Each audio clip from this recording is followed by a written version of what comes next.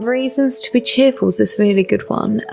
So it's called Reasons to be Cheerful. Maybe inside that podcast it is what life could have been like if Ed had got power. Just inside that podcast. Well, no, because it's Jeff. Jeff's getting the power inside the podcast. He can't even get the power on his own podcast. No, because it's the Jeffocracy. Oh, man. Ed's like applying to be an advisor, and he's sort of being batted away. Probably an intern. He might be invited in to interview at least. Hello and welcome to Freelance Pod. My name's Chandrika Chakrabarti and I'll be your host. Freelance Pod is all about how the internet has changed the world of work. On each episode, I'll speak to a guest about freelancing, side hustles, the gig economy, jobs that weren't possible before the internet, and how moving from an analogue to a digital age has revolutionised the way we work. If you'd like to get involved in the conversation, I'd love to hear from you. So please do follow Freelance Pod on Twitter and Instagram. You can also join the Facebook group, and you don't have to be a freelancer to get involved. Oh yes, that tweet. You know the one. The pre-2015 election David Cameron won. Britain faces a simple and inescapable choice: stability and strong government with me, or chaos with Ed Miliband. And we all know how that turned out. It's from the 4th of May 2015, which was a much simpler time. Last week that tweet was getting a hell of a lot of retweets because several years worth of politics was happening, well, pretty much every day. Then Ed Miliband released his Christmas card. With a combination of that tweet and one of the Ed Stones, please Google that if you don't know what an Ed Stone is, the former Labour leader really just showed his ex-rival how well he's doing. It must be so nice to be a backbencher these days. It's not to say we don't hear from Ed Miliband at all. He makes a weekly podcast called Reasons to be Cheerful, along with co-host Jeff Lloyd. Guests come along with ideas to change the world for the better, and in classic podcast fashion, they all talk it through for the duration of an episode. The producer of that podcast, Emma Caution, is my guest on this episode of Freelance Pod. She brought with her an Ed Miliband Christmas card, which I was very excited about. She even let me hold it, and she also has some fun tales to tell us. Hello, I'm Emma Caution and I'm a podcast and radio producer. I currently am the producer of Ed Miliband and Jeff Lloyd's Reasons to be Cheerful. So, why don't you tell us where you've been today? Where have you been working? So, I've been at the recording of Ed Miliband and Jeff Lloyd's Reasons to be Cheerful podcast. We record that in Jeff's loft up in North London. And, we've just sort of been sitting in a loft recording lots of different bits, and then it all gets sent over to me and I piece it together, edit it, and I've got a couple of days until it goes out. That tweet from this very political week where he's just like, Theresa May, you know, no matter what happens with this vote, you might have a bright future in podcasting. Yes. He said, I can promise you a great future. I promise you is quite a lot. Promises is the big call, but You've worked with a lot of like radio and audio personalities. Obviously Ed's personality really fits with making audio. Theresa would be an interesting one. Are there like other politicians you think could make really good podcasts? I mean, Nick Clegg gave it a go, but I missed that entirely. He did 6 episodes of, what was it called, Anger Management with Nick Clegg. I think these careers they're so perfect for the theme of this podcast, which is like, how has digital changed our jobs? And it wasn't possible really to just go off and become something completely different. Why do you think a podcast has been such a good fit for Ed Miliband? Why does it do well? I think as a real basis, podcasting is so democratic.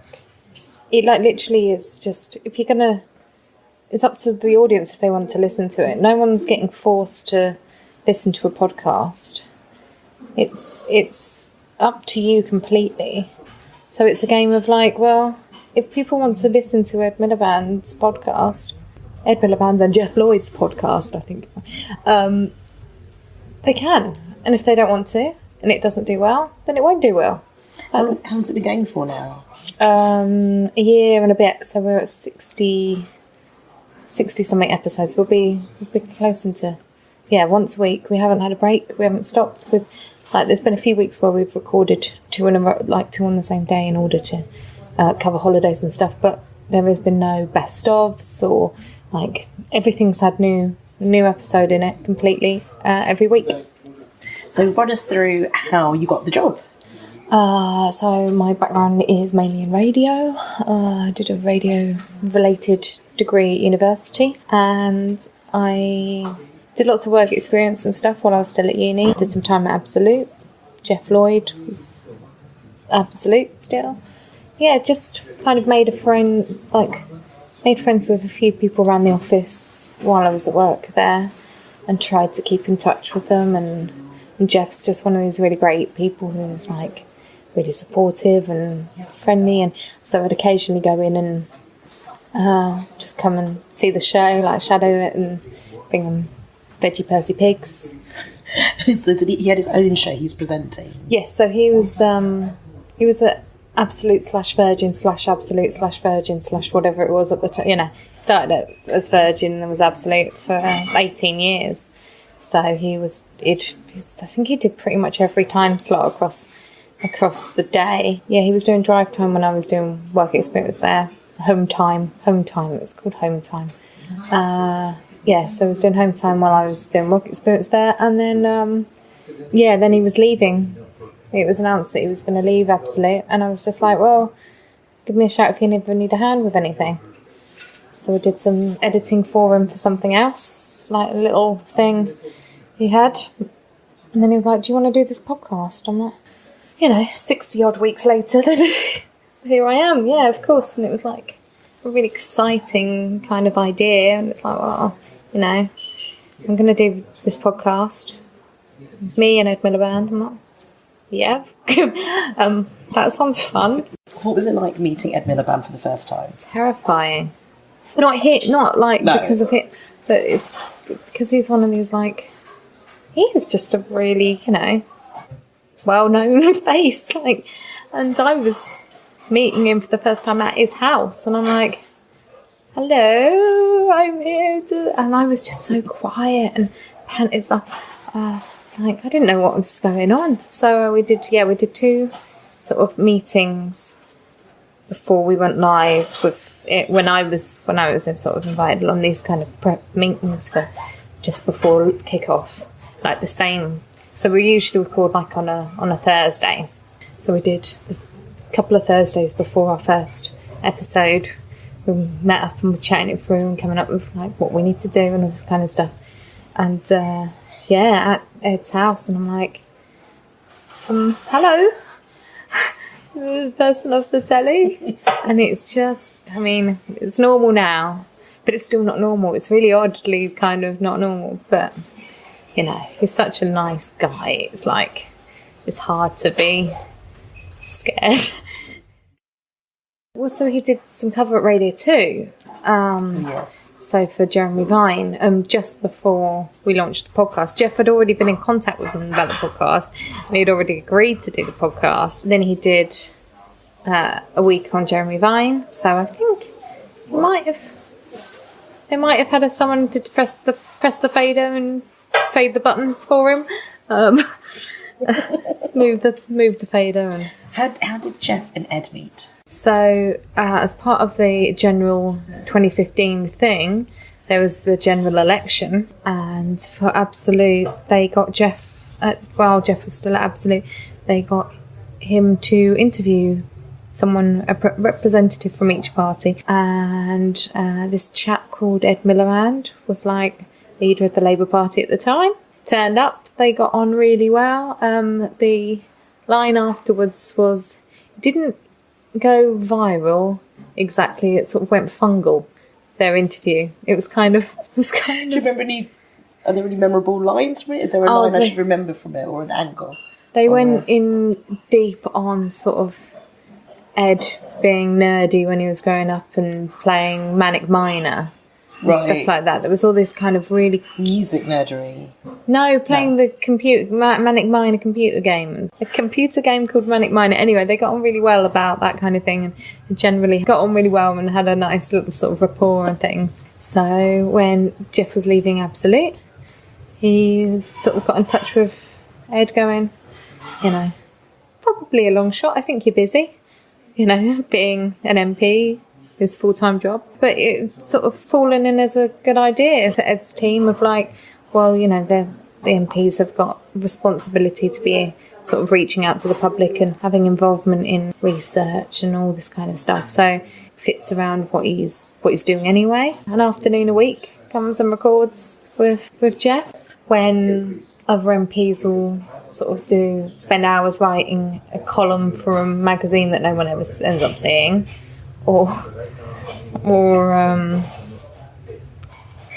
sort of trying to get on the 10 o'clock news. Or so that's really interesting. So it's his kind of channel to the public, to the audiences that care, and he doesn't have to rely really on anyone beyond essentially you and Jeff and whoever else works on the podcast to get it out.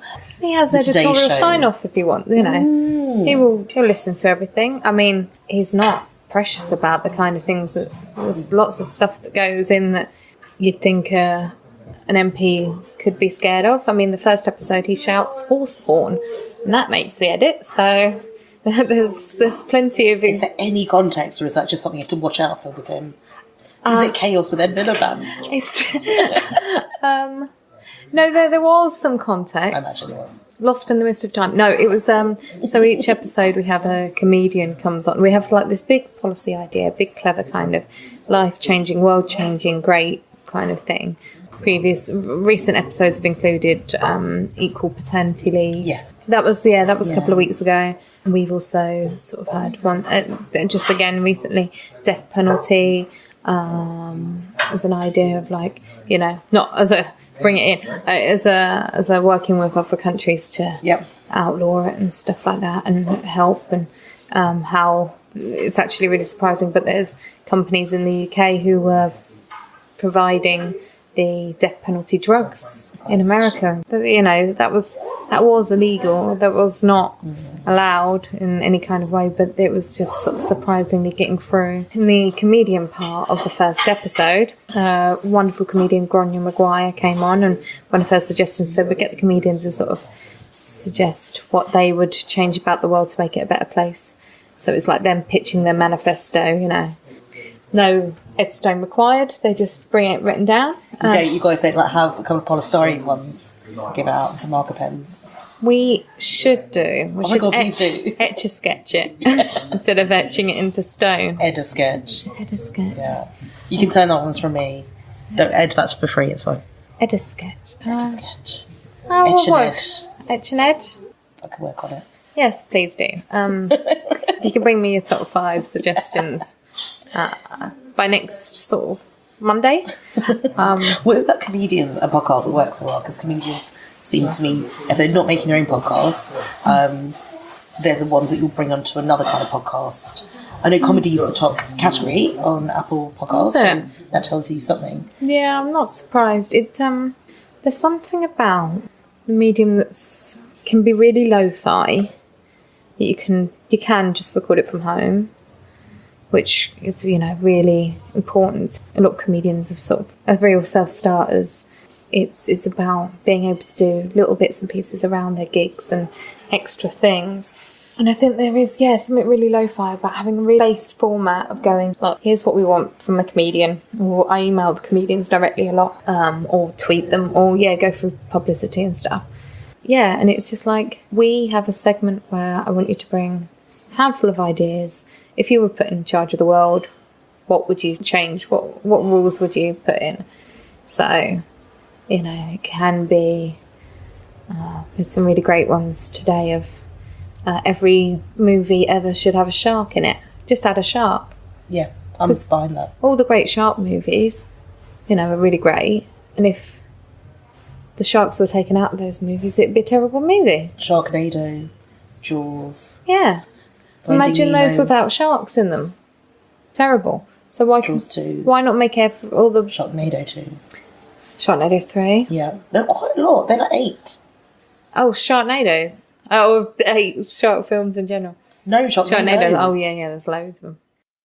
Sorry to interrupt. Quick Sharknado fact check. There are, in fact, only 6 Sharknado movies, and here they are in order. Number 1, Sharknado. Number 2, Sharknado 2, the second one. Number 3, Sharknado 3, Oh Hell No. Number 4, Sharknado, The Fourth Awakens. think that's a Star Wars joke. Number 5, Sharknado 5, Global Swarming. And then number 6, the last Sharknado, It's About Time. And that was released in August this year. So again, only 6 Sharknado movies out there. But yeah, so it's quite a nice little fun format, and it's...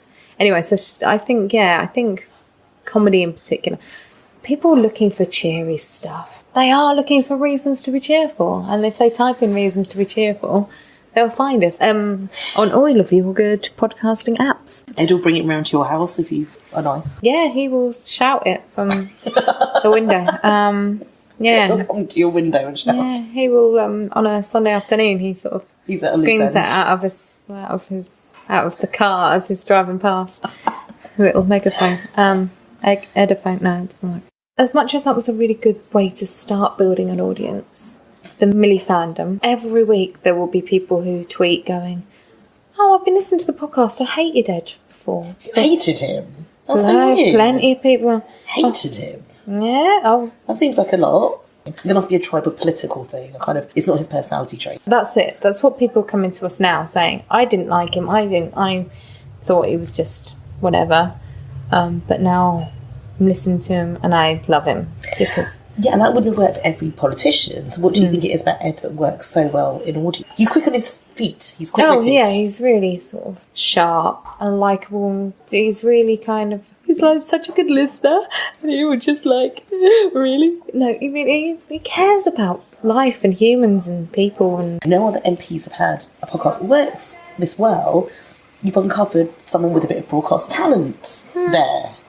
And it's so interesting.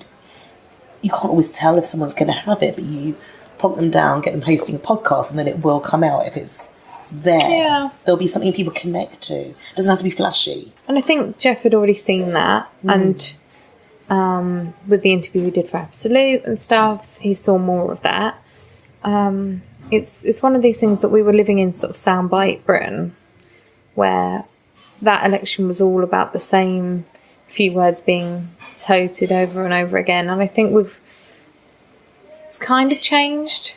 Not entirely, I think. Well, I believe we chose a strong and stable government with David Cameron rather than, again, I just love this phrase so much, chaos with Ed Miliband. Yes. And so this is what we've got. Strong and stable country. So strong and stable, strong and stable, strong and stable, strong and stable. I just feel like Ed's having the best time. I think his... Cheeky Christmas cards, yes. Cheeky tweets. Yes, sassy. Everyone keeps saying... Everyone says, like, oh, he's so sassy. I love how sassy he is now. Could you talk us through his Christmas card for 2018? Oh, yes. Shall I open it up? Yes. Can we do a show and tell? Just to set the scene a bit more, I'm just really getting into my bowl of wine. Yeah, I'm halfway through my bowl of gin. There's a bowl of gin as well. So, picture this. You're sort of walking through a wintry forest and you spot, craziest sort of little scene going on. So there's a snowman, a cartoon snowman, obviously, but forget that. Lovely white trees covered in snow. Forget the snowman. More importantly, there's kind of a big, what you could describe as an headstone. Anyone? It says, "A better Xmas, a better New Year." And it then also sort of says, 1, Britain faces a simple and inescapable choice. 2, stability and strong government. 3, with me. 4, or chaos with. 5, Ed Miliband. 6, happy holidays, Labour, Ed Miliband. And it says Merry Christmas, and even better, just peeking out behind the stone. Google this, definitely Google this, guys. Cheeky photo of Ed looking really cheerful, wearing a little Christmas jumper. He's owning that.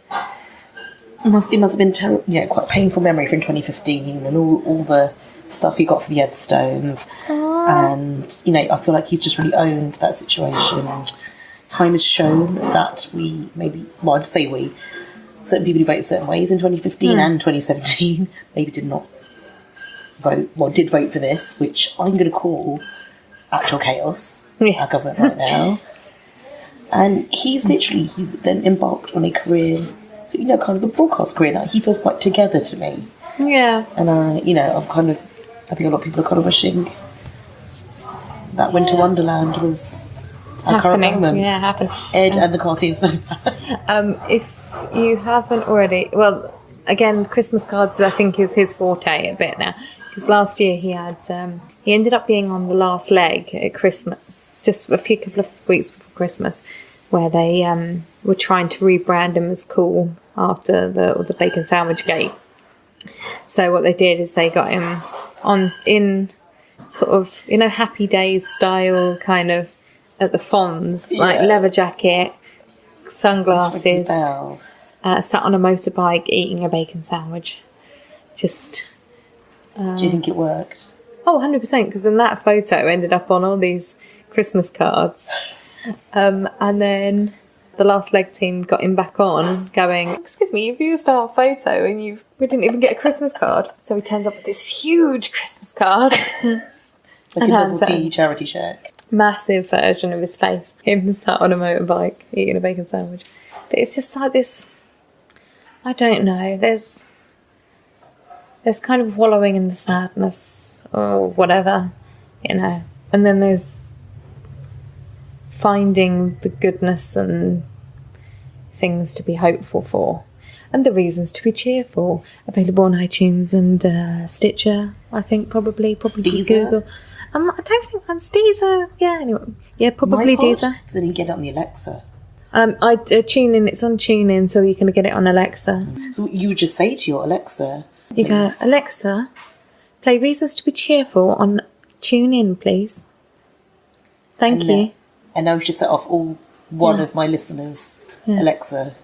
Someone's built in, those little fish that go up on the wall that do the kind of tell you the weather and stuff. Yeah. They built it in so it responds as Alexa. And it goes, bleep. It's like, Billy Bass, what's the weather? And it goes, bleep, the weather. And it talks and everything. Anyway, that's really that's a real aside. Billy Bass was on The Office in the early 90s. Yeah. So, owning the Christmas cards. That's a very good Christmas card. And I just feel like he's had a very good week for someone who has not been involved in frontline politics this week. And without a digital world, we wouldn't have Twitter to have Ed's little tweets to Theresa May, which I have to say we both got involved in. Yeah. So he was like, Theresa May, you'll have a bright future in podcasting. I'm sure you saw it, but I did an eyes emoji. CCing you in. Yeah. And then you had a quick look at your schedule for realsies. Yeah. And... busy. I'm really busy. Just, yeah. Or if not, she's getting corporate rate. I'm gonna charge her a little bit more. Seeing as I'd have to sell my soul to that. No, I'm sure it'd be lovely. I think she'd be hard work on a podcast. I don't think she's a natural broadcaster. I imagine it'd be many takes and it wouldn't feel very natural. This is one of Ed's massive skills. Is he's just a conversationalist. He's really good at, like, between Ed and Jeff, they can just break into an idea and pick it apart and work out what the important bits to ask about, and they listen and they will sort of, will really work and bouncing backwards and forwards. So between them, they just are able to really listen and find the conversation and make it work. Yeah, at the moment we're constantly with the podcast, and you can see if you just search what people are tweeting to Ed Miliband, it's constantly like, I'd vote for chaos with Ed Miliband now. I'm like, oh, how's that chaos with Ed Miliband going? There's a great Twitter account run by just one of the Millie fans called the Milliverse. Yeah. And it's this beautiful thing of like, if Ed had one, it's like sort of a universe where Ed won, and it's just like this lovely kind of. If the bacon sandwich hadn't derailed our timeline, isn't it pathetic? I read a tweet basically saying that the bacon sandwich derailed. Yeah, but we went to the darkest timeline. Yeah, and I've seen that all over the place. It's like, oh yeah, if I could eat a sandwich.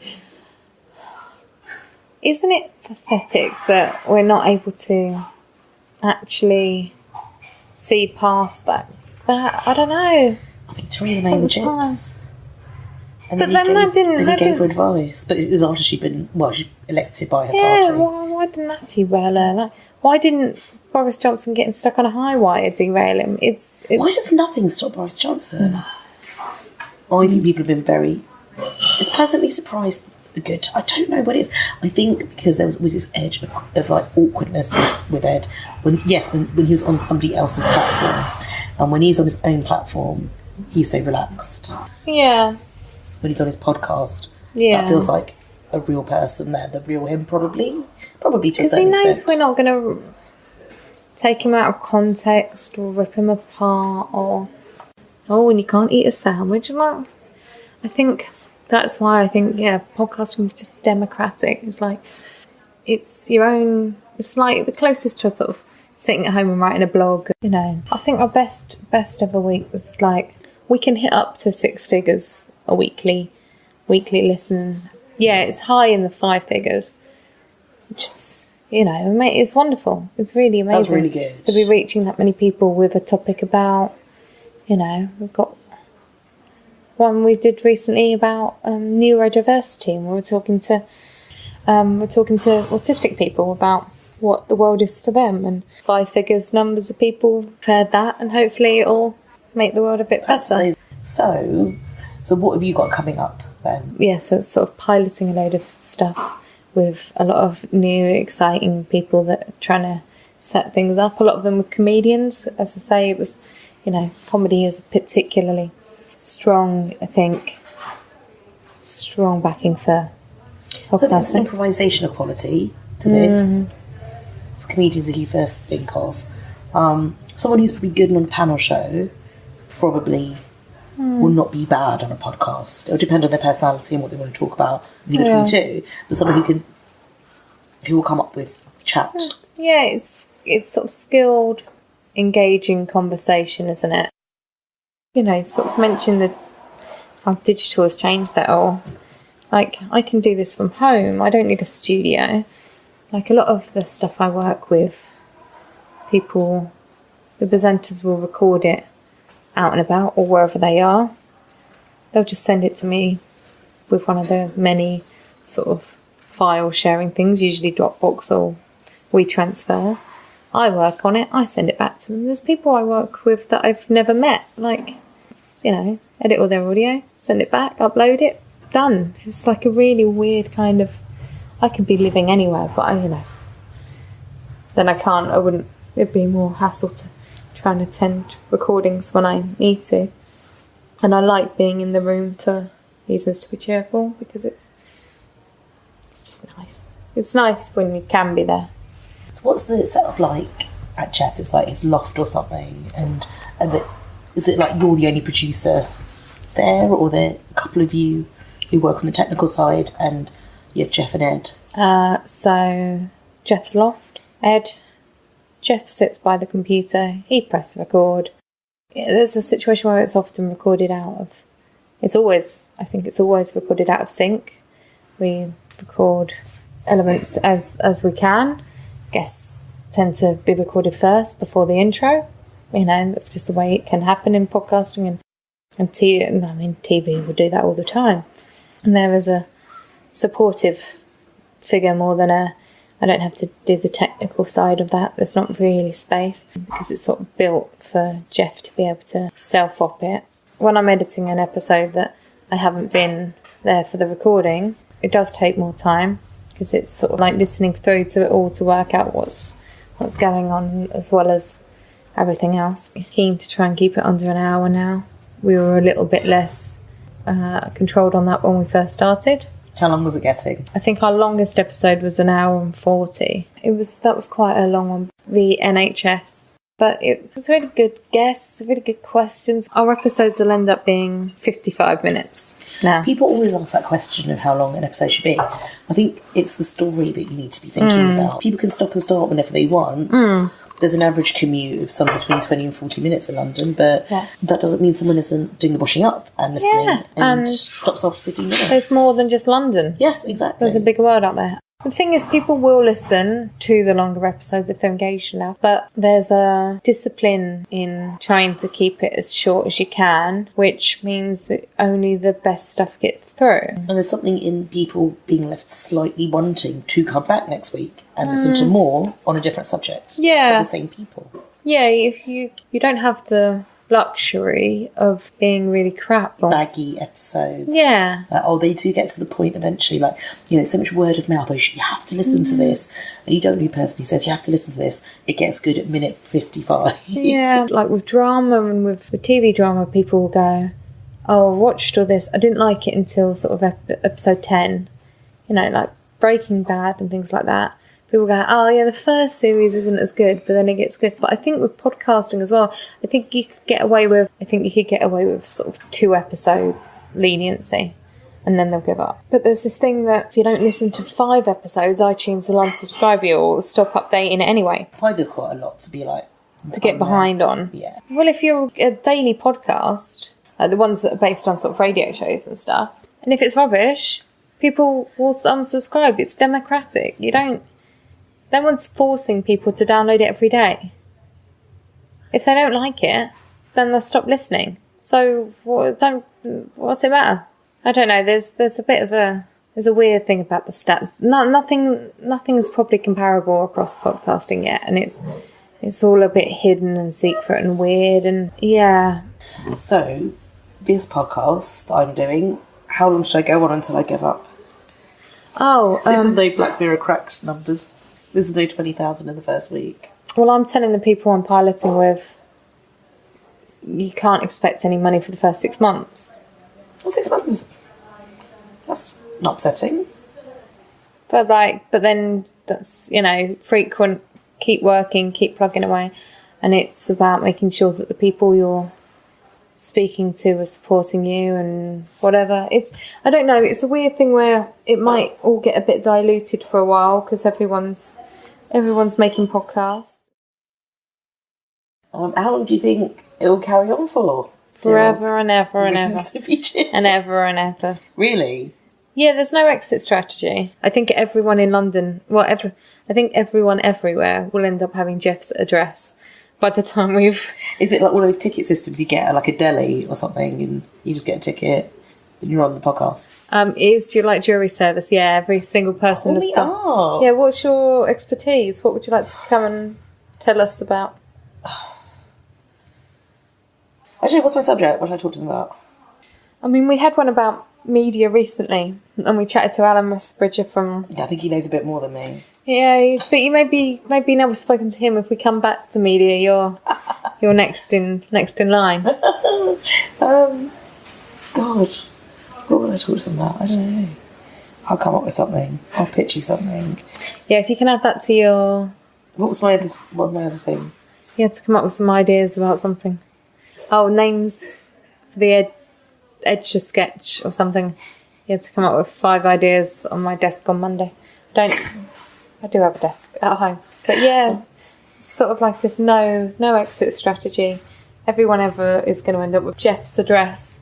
Is Ed planning to conquer the world with this podcast? No, Jeff is. Oh, okay. So within the podcast, we've built this Jeffocracy as part of the big ideas questions as well. One we'll have for Alan Rusbridger and for whoever else. We sort of pitched them, in a world where Jeff's the supreme benign leader. What are you doing in your first 100 days? Kind of like what are you doing? Benign feels like he doth protest too much. He does say benign every time. Really? And Jeff's convinced it's utopia. Ed's convinced it's dystopia. Jeff's kind of sit back, chill out in 10 Downing Street, let everyone else run around and... Benign. Yeah, he's very benign, very sort of laid back and chilled. But recording everything. Well, mostly. There have been some episodes where... Which ones? If you listen back to when Lauren Laverne was the guest as the comedian slot, it's sort of comedian and next, anyone who's got good ideas to share. She was off mic. That sounded awful. always record a backup for people. And Zoe Lyons was off mic.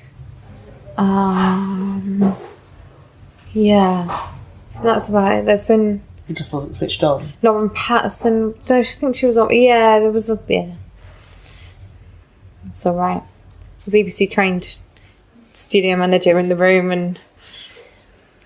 So when you find out something like that, do you get them to do it on their phone? What the... When you realise there's been a microphone. No, it's all conversational, so it's gone. There's no... Yeah, so I have to pick it up from the the coloration on the other two mics. So, yeah, it ends up all hissy and weird, but I've made it work and you can hear everything that's being said, even though it's being picked up on a microphone across the way, you know. And now I record backups. Backups of backups of backups of backups. Yeah, always record backups. Anyway, benign Jeff. Benign Jeff. Recording most of the things. Okay. Do you think Jeff and Ed would be good co-rulers? Yeah, I think they're going to go job share on it. Well, Ed would like to, I think, but Jeff's not really having any of it. He's kind of like, oh yeah, you've got to apply to be an advisor. Yeah, I think it's a little bit of a disharmony in the camp. But it's nice because it's like there's the whole Milliverse kind of stuff on Twitter, and then within our life there's the Jeffocracy. So it's always like, oh, and so there's a new world. Jeff's in charge, and they're all like, yeah, of course, okay. What are you pitching to Jeff? Maybe inside that podcast it is what life could have been like if Ed had got power. Just inside that podcast. Well, no, because it's Jeff. Jeff's getting the power inside the podcast. He can't even get the power on his own podcast. No, because it's the Jeffocracy. Oh, man. Ed's like applying to be an advisor, and he's sort of being batted away. Probably an intern. He might be invited in to interview at least for the receptionist role. So do you think podcasts are just going to get bigger? Because, as we mentioned before we started, so many people don't listen to any podcasts at all. So, yes, that's an opportunity. I think bubble will burst on the big companies wanting to Why does that work for big companies? Well, they try it. They desperately go, oh, we've got these 10 podcasts that we've got in mind. Everyone will listen to it. Let's just, let's make them. Yeah, it's not like that. It's democratic. I listen to a lot of comedy and storytelling and... Any suggestions for the listener? Oh, let me get my phone. So, I really like The Modern Man and anything like the Helen Zaltzman and Ollie Mann kind of like little empire of Answer Me This, The Illusionist, The Modern Man. I'm 3%. Oh God, my phone's gonna die. It's always really difficult because they're just such part of my life that it's difficult to pick out ones. I love listening to... There's a few ones that have come from radio shows that are still, are part of radio shows. They're just sort of like the mix-outs of those, which is like Ian Lee and Danny Wallace, Ellis and John on Radio X, Ellis James and John Robbins. I like listening to another Ollie Mann one, which is the media show. I like listening to...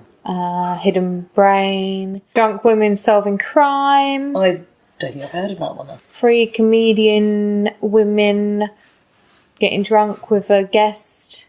There's a crime from history, and they have to they pick it apart and they'll take it in turns to host. But that's a really nice little kind of simple format idea, fairly lo-fi. Like that's what I keep saying is like uncomplicate your ideas. So launching a podcast, 3 top tips. I think... Be Ed Miliband.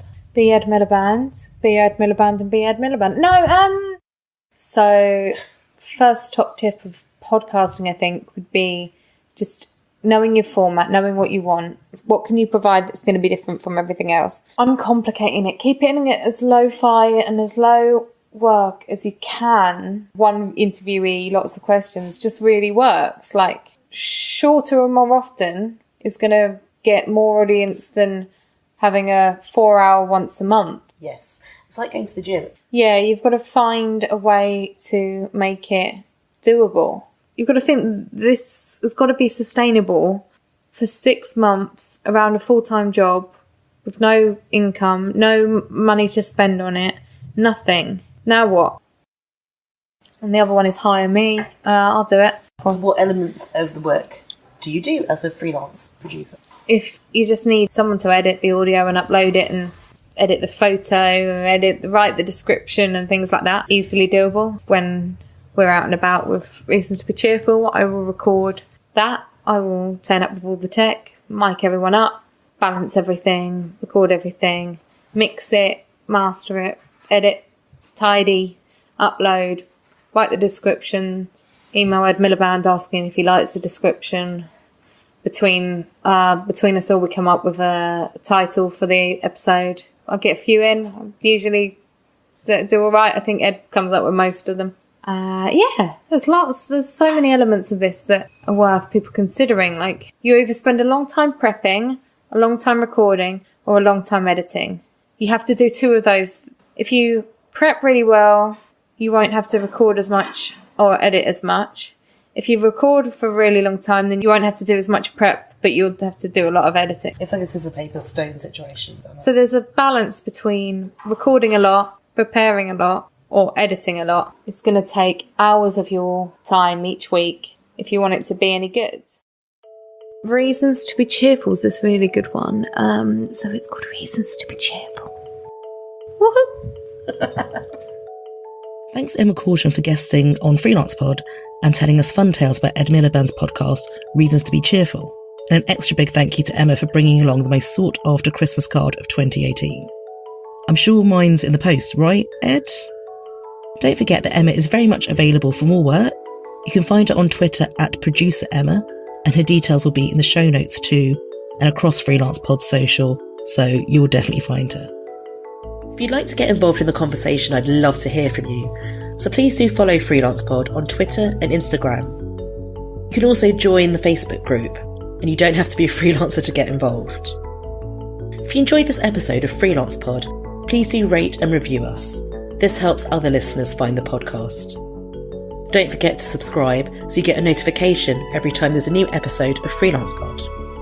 Thanks for listening. Goodbye.